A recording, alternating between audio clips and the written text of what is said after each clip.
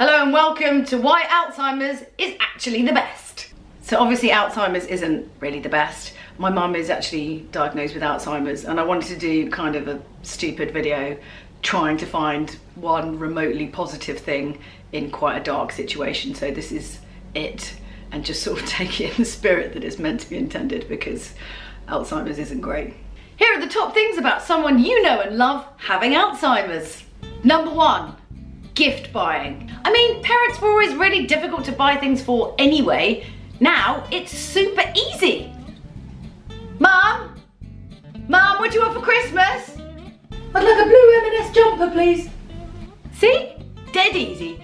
And even then, if you're not quite sure what blue jumper from M&S, you can actually just take her to M&S, get her to pick it out, get her to try it on, buy it, take it away from her, wrap it up, put it under the Christmas tree or wait till her birthday and then give it to her. And by that time she's forgotten completely that you went to M&S in the first place, and she's really surprised. But she loves the jumper. And you look like an amazing daughter who just knows exactly what her mum wants. But ultimately, because you took her there shopping, she just doesn't really remember.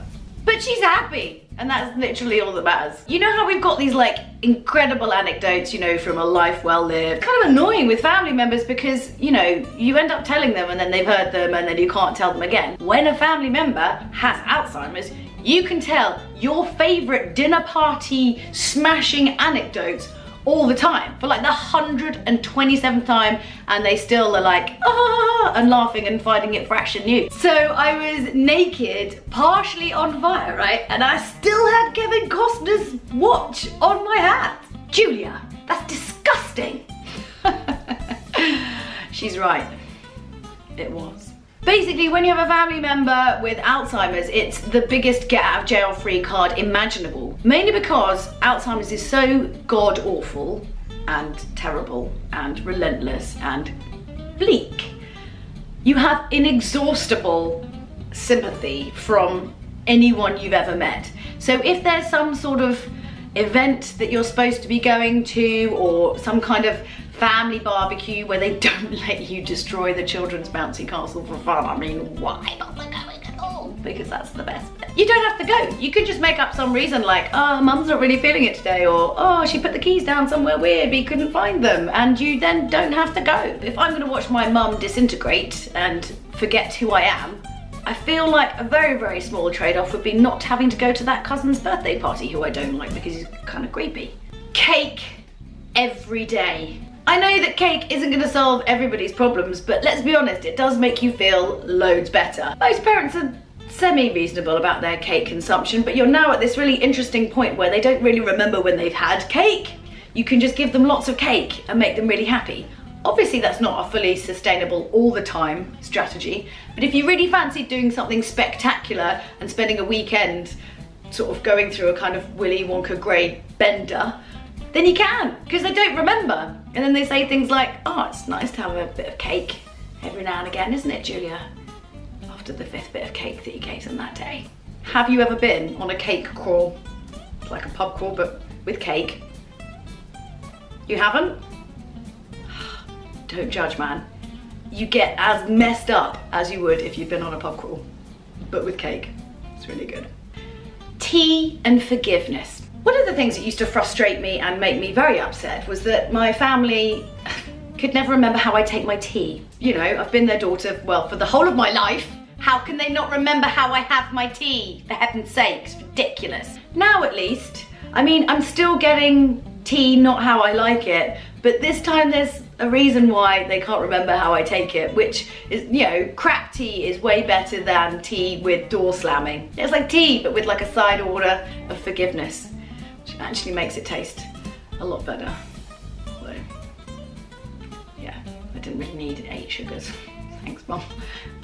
As your family member is actually getting a bit more forgetful, there can be some practical things that become a bit of a concern, like remembering to turn off the gas, and sometimes cooking actually becomes quite difficult and sometimes they shouldn't do it. And whilst that might seem a little bit sad, you know, oh, that your mum or your dad can't cook anymore, you're just not looking at it in the right way. Do you know what this actually means? Takeaway every day. Every time you see them, you just be like, we why don't we get takeaway? And ultimately they're like, yeah, because it's really confusing for them to cook, so they just say yes. Plus also they can't remember that you've had like 8 Nando's before that. And it's like, you're being helpful by having takeaway all the time. You're doing a good thing by having takeaway all the time. It's kind of like the weird dream that the land that I hoped I would live in one time, where just takeaway was always an option. And it is always an option. Spelling. Finally, for the first time in your life, you'll be able to spell Alzheimer's. Because it's an awful, wait, hold on. A-L-Z-H-M-E-R-S?